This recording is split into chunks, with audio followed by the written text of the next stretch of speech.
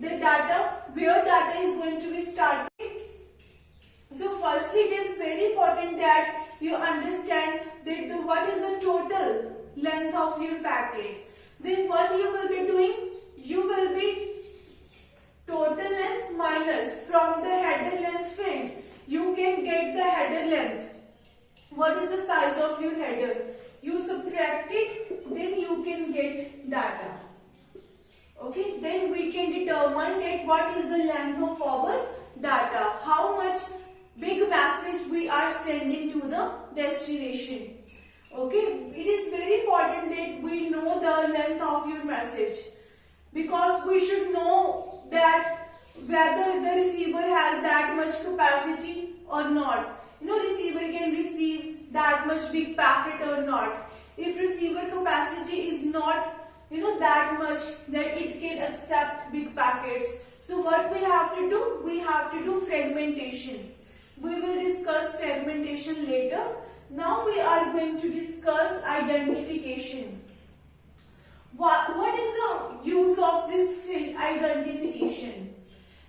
Let me give you one example. If you are studying in a college, in a class, if you look at in a class, each and every student is given a roll number. What is the purpose of giving roll number? Because it is going to identify you. And in one class, there is a chance that 2 to 3 students have the same name. So if teacher, let's suppose I have three Pooja in my class. I have 3 students in my class whose name is Pooja. And if teacher has to call Pooja, so how we would know that which Pooja teacher is calling? So we should have some identification. Even if you look at the Aadhaar card. Aadhaar card. So Aadhaar card is actually the identity that we are resident of India. Okay, Aadhaar card is actually our identity. So it is very important that we should have an identification for each and every packet that you are sending to the receiver. We should have the knowledge of identification number. When do we really use identification number? When we do fragmentation. What does fragmentation means? Let's suppose the packet which you are sending to the receiver is very big. The size of the packet is very big. Then what we have to do? We have to divide our packet into smaller packets. And then we will be sending it to the receiver. So all these packets are given one identification number. All these fragmented packets are given one identification number, because all these fragmented packets, when they all will be reaching at the receiver, now how receiver will understand that all these messages are of the same packet? The receiver might understand that this fragment is of different packet, the second fragment is of different packet. If all these fragmented packets has the same identification number, then we can understand that okay, this is all these fragments are of same packet. So in that case, you really use the identification number, because how you are going to reassemble the packets which you are fragmenting. At a later point of time, you have to reassemble. You have to combine all these packets. So how we will be reassembling all these packets? We should know the identification number, and each and every packet you are sending on the network should have an identification number. Each and everything you see in this word having some identity. So similarly, for each packet you are sending on the network has some identification number. These 3 bits are actually helpful for the fragmentation.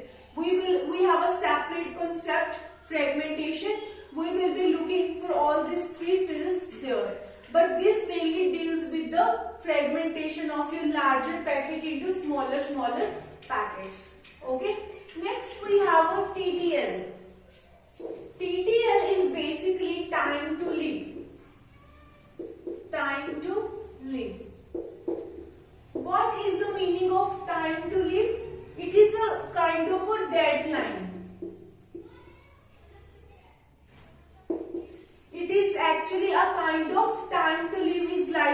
deadline. Like if you are working on a project, okay, if you are working on a project, you are given deadline that you will be completing this project in 2 months. Okay, if you don't have a deadline, you will be, you don't know when you have to complete your project. You will be doing whenever you want. You will be working on your project whenever you want. So it is very important that when you are working on a certain thing, you must define the deadline, because it will help you to achieve your goal very faster if you have a certain deadline. So TTL is exactly the same thing. The packet which sender is sending to the receiver, you don't know, you are not giving any deadline.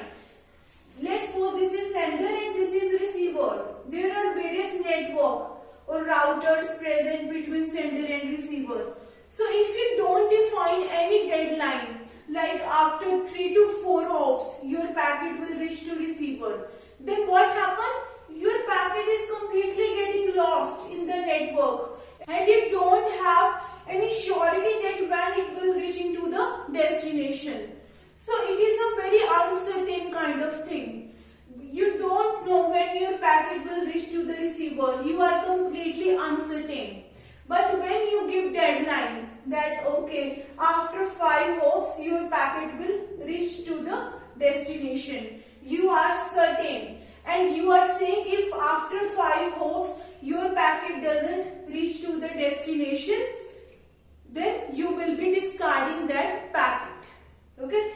Because the maximum number of hops which this packet should cover is 5. If it is taking more than 5 hops, then we should discard that packet. Time to live is basically your certainty, giving certainty that after this much time or this much hope, your packet will reach to the destination. We are having a one kind of certainty, otherwise it might be lost forever and you will be keep on waiting forever. You don't know the exact time or when it will reach to the destination. So that is basically the time to live. We are giving deadlines to the packet that after this much hops or this much time you will reach to your destination. If within this time you are not reaching to your destination, you will be discarding. We will discard you. Okay. So that is basically our time to live. Now we have next field.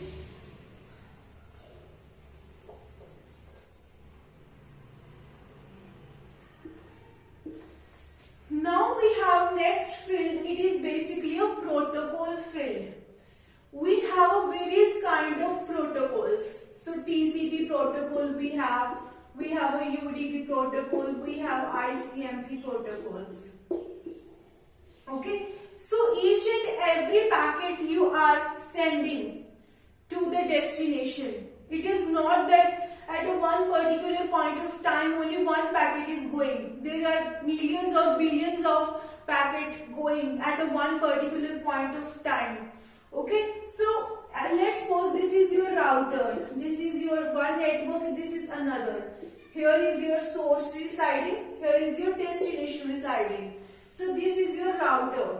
Okay, so hundreds of packets coming to it. Hundreds of packets are coming to the router. The router is a kind of software. It has some capacity that it can, it is a machine. It has some limitation that it cannot process 100 packets at a time. So it will take some time to process all the 100 packets. But what happens sometimes we have some urgent work. What we do even in real life, we use the concept of priority. What happens? Some packets are given more priority, some packets are given less priority. So TCP packet is given higher priority. Let's suppose this router has 5 packets and one packet is of TCP.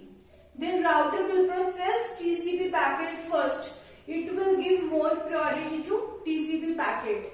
Okay. So it is basically priority. Your packets will be processed according to the priority. So what kind of priority you are giving to your packet. That is basically our protocol field. Okay.